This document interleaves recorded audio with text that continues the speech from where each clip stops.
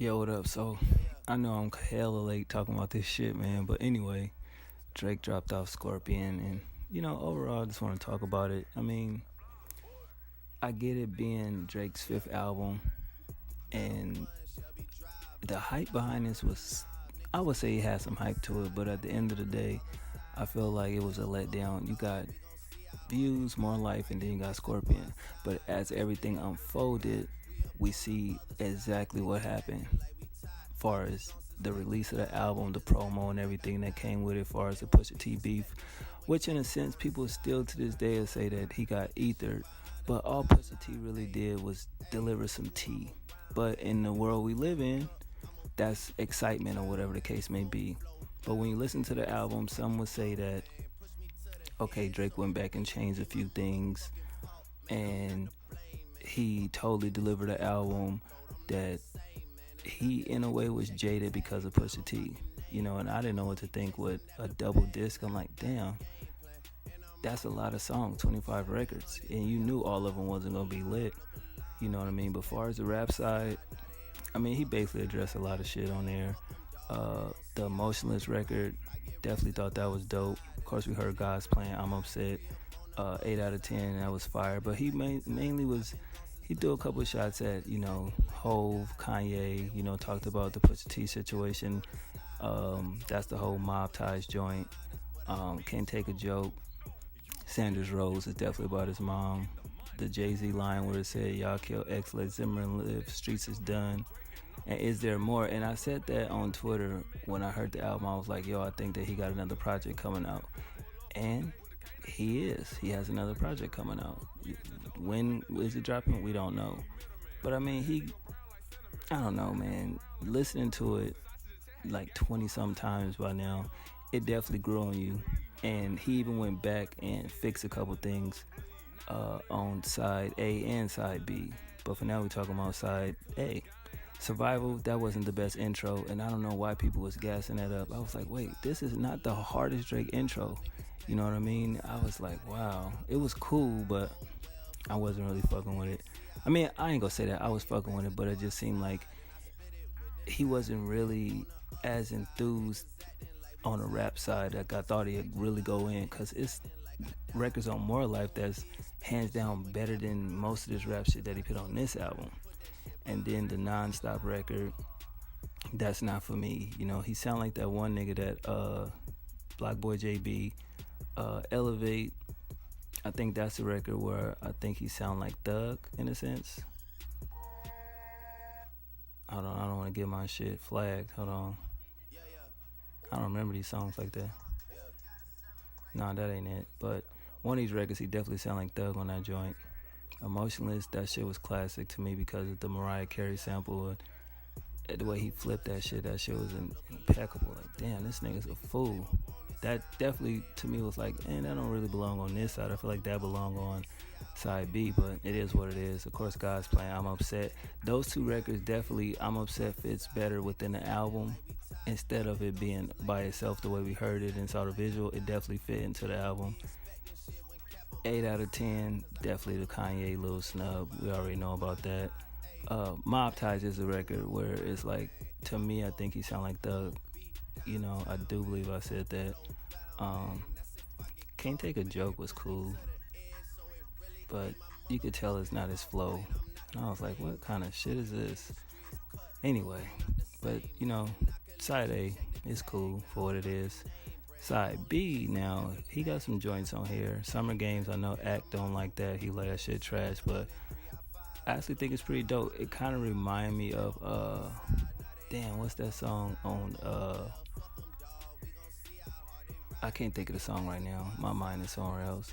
But Summer Games is cool. Jaded, I definitely feel like he's talking about Georgia Smith on there, which is another crazy thing because it's like, whatever. Nice for what? I mean, nah, that ain't it.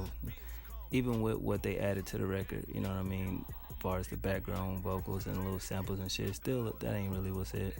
Finesse, I do believe he was talking about one of those Gigi Hadid or one of them bitches. I do believe he was referring to one of them.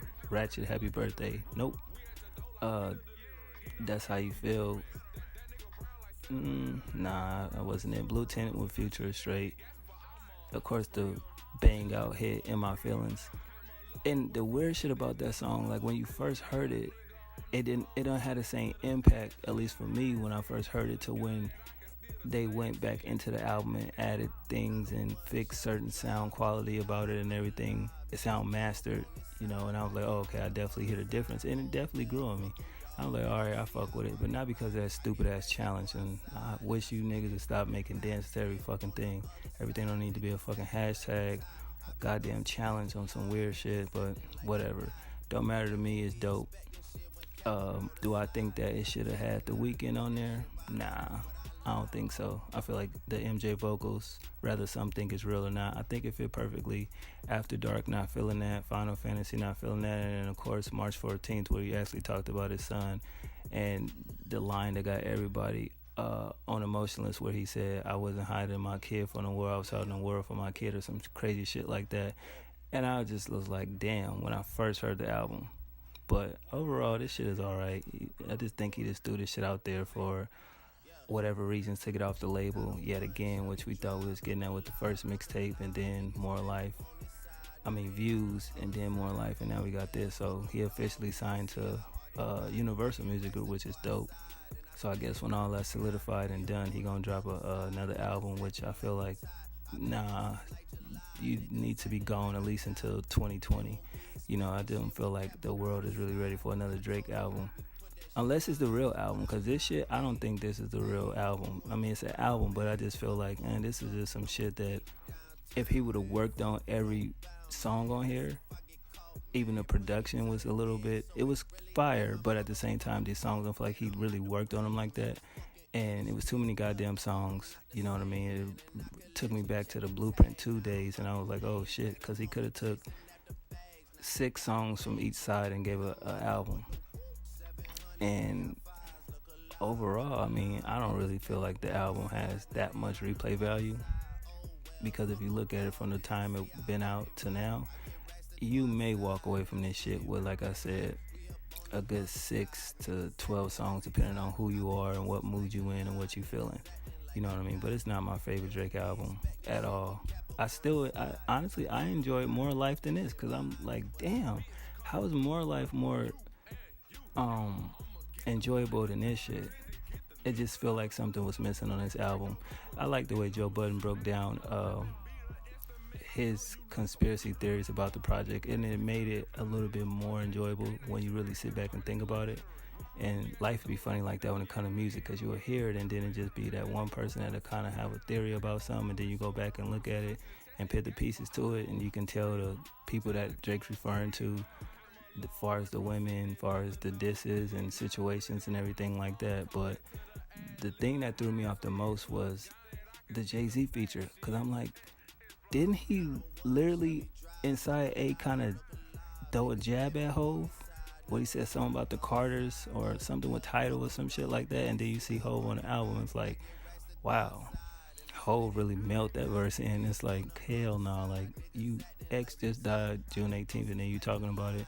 I mean, it made sense, but it's just like, okay, this ain't like you recently did this shit. I don't know why, but at the end of the day, I mean, Hove and Jay-Z relationship is still back and forth. I see, like, he, like, how can I put it?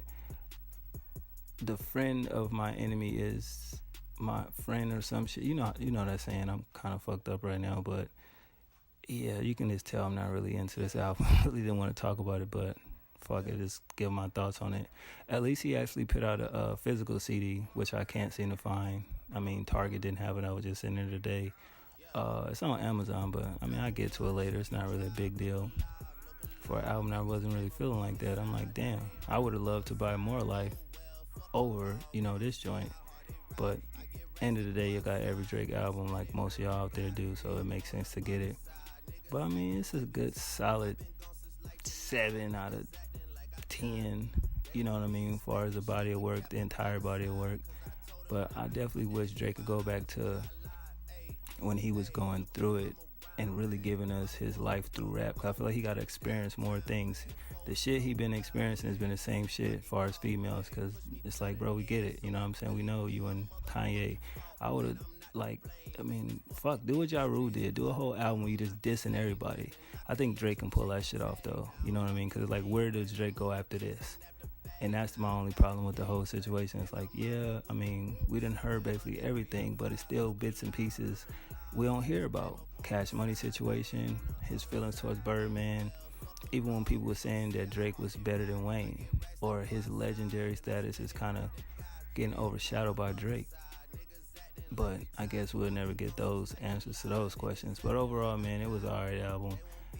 The features he put out in the beginning of the year was definitely doper than this. The joint he did with Block Boy, the joint he did with what's that nigga name? Trouble. That song was pretty dope. You know what I mean? So even his verse on D6. But hopefully this nigga actually deliver a solid body of work to where it's like not really a classic, but at the same time it's dope enough to be compared to like, you know, some ill shit. But other than that, I talked for too long. That's just what I thought about this joint. Y'all let me know what y'all thought about it. One.